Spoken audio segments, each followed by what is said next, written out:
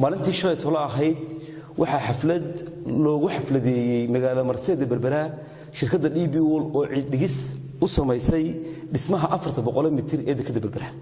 ilaa maalintii Soomaaliland heshiiska la gashay shirkadda DB World ilaa maanta oo qaadanaysa muddo 3 sanadood ah waxa la sheegay inay DB World dhisayso 400 mitir oo dekad cusub ah taasi ma hayno shalay toole in xafladdaasi ka dhacday magaalada xeebada Berbera waxa ka muuqday mid madow fara badan waxa koow ka ah heshiisku waxa misid xageysooda waxa wadaagayay Soomaaliland in Imaaraadka iyo Itoobiya waxaana goobta kaba maqleedo meesha aan joogin Itoobiya halka su'aal ba ka soo baxdayo mar hadii shareholder liski mid ka mid maqan yahay dekadiina la dhisaayo ma marka hore Itoobiya sarka Itoobiya beenaha mise waxaan waxba ka jirin xafladan ka socotay magaalada Berbera taasi waa su'aal aynu u baahanahay in dawladdu si cad inooga jawaabto waxa kale oo jirtaa inaanu haba yaraatay madaxweynuhu ka soo qayb galin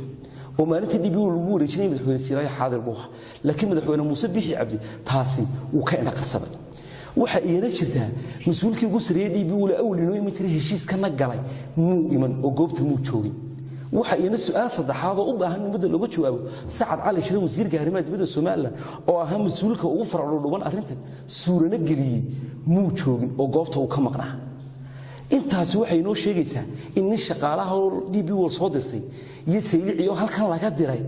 inay arrintaasi tahay wax umada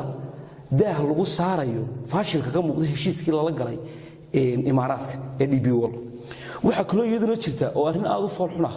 in shaqaaluhu meesha ku dulman yihiin shaqaalaha salary-gooda saxdi basic salary-ga rasmiga waa 2 milyan iyadoo ay ka cararayaan xuquuqda qofka muwaadinka ah taasna waxay keentay in mushaharkii markii hore ay qaadanayeen oo ilaa 5 milyan ilaa 7 milyan inta u dhaxaysa aha in intii kale loo qaybiyo qunno iyo wax la performance-ka ama ka shaqaalaha ama ka dekada soo shaqeysay iyo qofka shaqaalihiisu uu shaqeeyay halkaana waxa ku dulman dadkii muwaadiniinta waxa iyagu gufanayaala oo ku dulnaaxay ilaa dhowr iyo 10 nin oo ugu yar $5,000 qaato oo ajaanib oo waxay qabtaana ay tahay in shaqaalaha kala ilaaliyaan oo iyaga jaajuusan xafiis AZ lana fadhiyaan halka kuwani bacadka taagay xukuumaddu waxay soo kordhisay waxaan u maleynayaa waa inay intaas sunahay oo ummadeena lagu dulnoolaado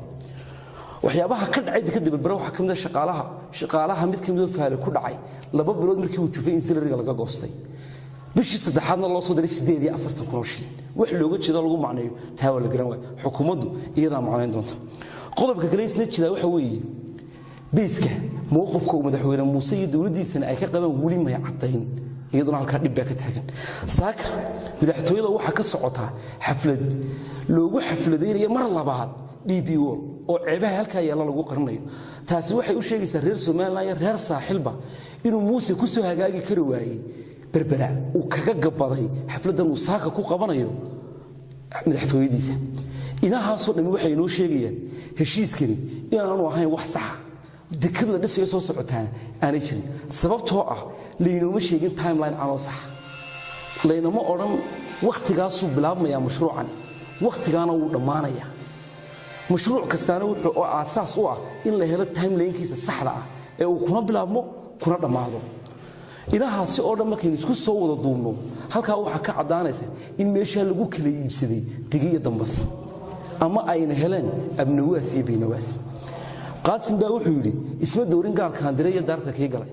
dusha midabka Soomaaliba dugulka moodaa tiiba maanta taagan